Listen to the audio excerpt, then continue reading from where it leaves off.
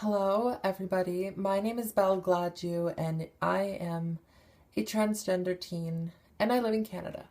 So, prior to transitioning, I was not really aware with the legal standpoint of being transgender in Canada and what types of rights you have and all of these things, because it's really not something that is publicly talked about and it's not a public matter.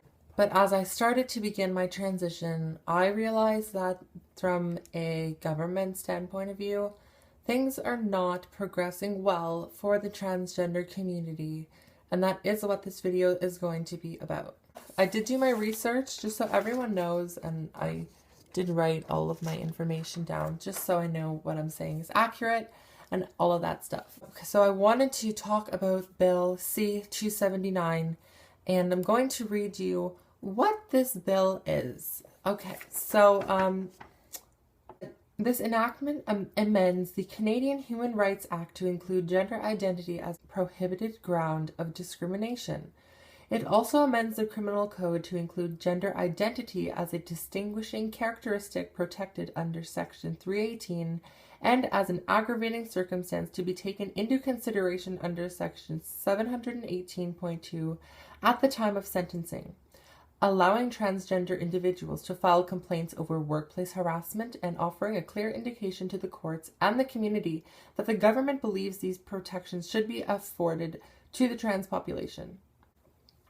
One thing that is the focus in this bill is the bathroom situation and where transgender people will go to the bathroom, because some people don't really understand that being transgender is not about finding what fucking bathroom to walk into.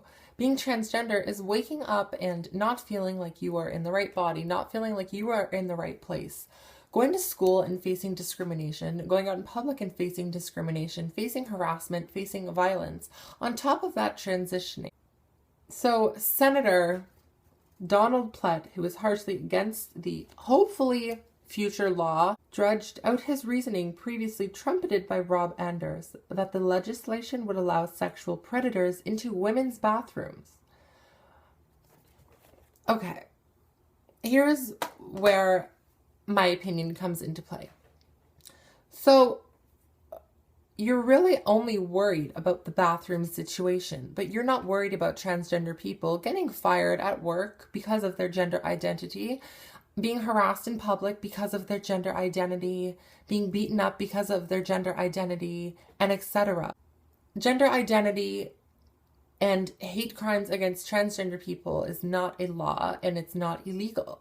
It is a hate crime if you harass or you are violent towards gay people, towards lesbians and bisexuals, but there is no standing laws for hate crimes against transgender people. And that's what I think is a big issue, because there is a big difference between sexual predators and transgender people. You can't just in 1 week change your gender like that. You know, I went through psychiatrists, I went through therapy, and I was diagnosed as transsexual, and that is why I am allowed to transition. Just because you are transgender does not mean you are sick in the head. It does not mean you are confused.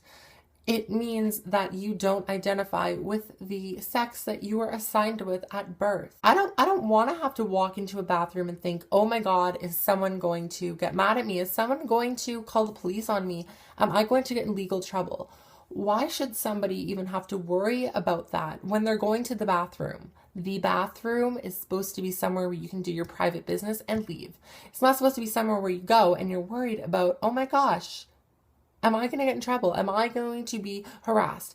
You know, those are the things that I think about when I go to the bathroom in public. I'm not thinking about these other things that people are saying. Issues like this are the reason that trans individuals don't feel safe and we don't feel respected. We're not even being acknowledged in society. That's pretty stupid to me. And you know, we can play out Canada to be a free country, to be, you know, equal and to always come together and support each other. But you know what? That's not the reality. Because if that was the reality, I would be able to go into a bathroom, and if, you know, someone found out that I was trans, there wouldn't be, you know, the possibilities that I would be fined or something. That's not being equal, and that's not being a free country. That is discrimination. I also wanted to read you something that I was researching, and it's that there has not been a single case of violence against trans individuals that have been treated as a hate crime.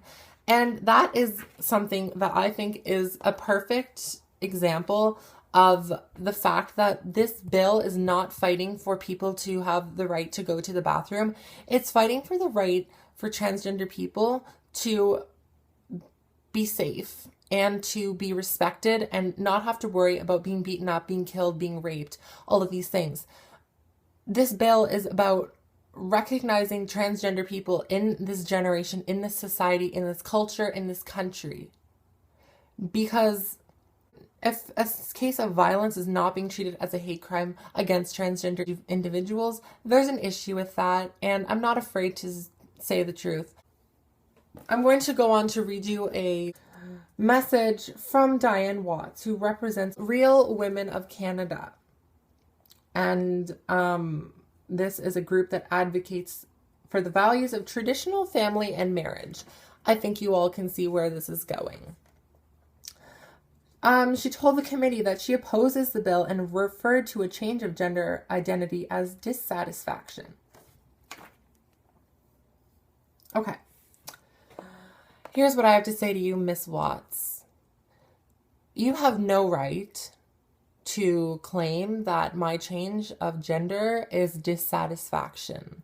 Dissatisfaction is waking up every day and feeling like you are in a body that is for rent and you are just waiting to go home.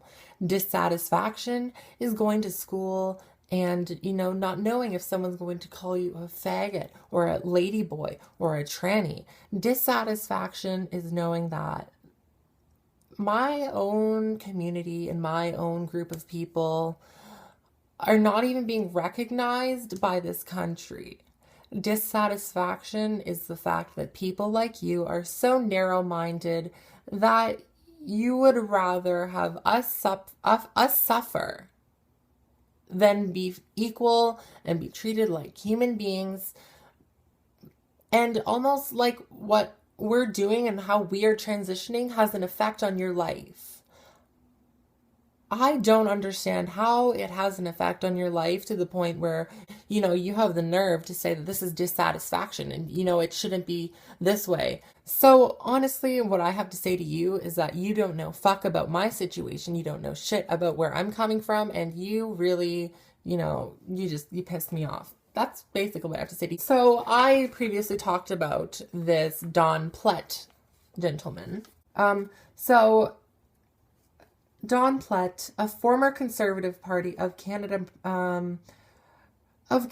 said in his own words, and this is where I really have a bone to pick with him.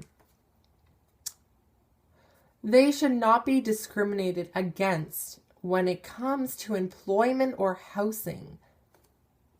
But I'm always hesitant when people say that they should be able to change the gender or they're not happy with the gender and the term they use is assigned at birth, which gives it the connotation that we all kind of lined up at the table and we're all assigned a certain something. He said, "We are all born either male or female. It's that simple. You need to accept the fact." And you know what? We are all lined up and assigned a certain something. What I think you have to accept is that it's 2014. What the fuck do you think happened when you were a baby? They looked between your legs and they said that, okay, you're a boy, you're a girl. That is being assigned a certain something. Because in my case, I was assigned something and I do not agree with it. I don't identify with it at all. And I have not identified with it since I was 4. Okay? When I could actually start processing things and remembering things. So, it wasn't just, okay, I want to change my gender, I'm bored. No, it was, I'm not happy with myself. I don't feel like myself. And this is affecting the way I feel at home, feel at school. And, it drove me to the point of almost dying. So, I don't need to accept the fact that I was supposed to live my life as a man because I wasn't. you need to accept the fact that people are different and we're not all the same. And if I'm not your piece of cake, that's fine. And, saying that you agree that there should be no discrimination against us in work, in housing, and in all of the public stuff, but then saying we're all born male or female, we need to just accept it. That is discrimination. So, Mr. Big Talk over here, you're a hypocrite because you just discriminated against people that you said should not be discriminated against. It's 2014. We're supposed to be moving forward, but we're not even moving anywhere. So, if you are transgender in Canada, it's okay, and we will get to a place where we can be safe and we can go to the bathroom and we won't have to feel scared, and we can walk outside and we won't have to be scared of being targeted. That day will come, but we have to fight for it because we'll never get it if we don't stand up and we don't push forward and we don't demand change. Because if we don't do that, no one's going to take us seriously. And it's sad that we even have to fight for this because we're humans and we should be given the rights, and that, transgender people are not confused. And it's a big issue. And I need people to understand that. But thank you guys all for watching. And I really hope that this video opened up people's eyes, because it's scary. People think that, being me is pretty. I have makeup and I'm doing my hair or something. But underneath it, I'm a scared person. I'm scared for my life. I'm scared for my rights. I'm scared for my future. That's all I can really say. This is not about bathrooms.